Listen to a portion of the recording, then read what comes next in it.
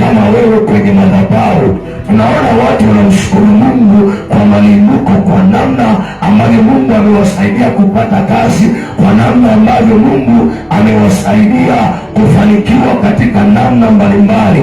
Tunaona hao watu na tunawashuhudia nini, wanatafuta hatima za maisha yao kwa njia ya sadaka.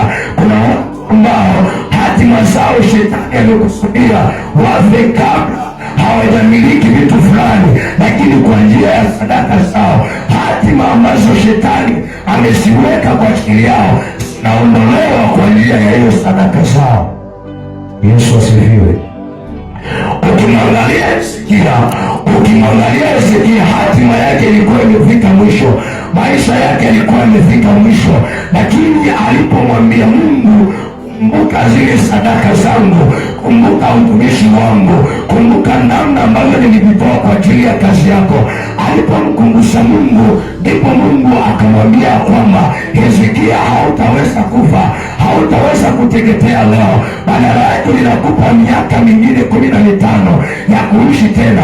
Kwa sababu hiyo, ili uweze kumkumbusha Bwana pale unapokuwa umefika kwenye hatima yako ya mwisho, lazima uwe na kitu cha kumwambia Bwana, kumbuka kile kitu ambacho nilikufanyia.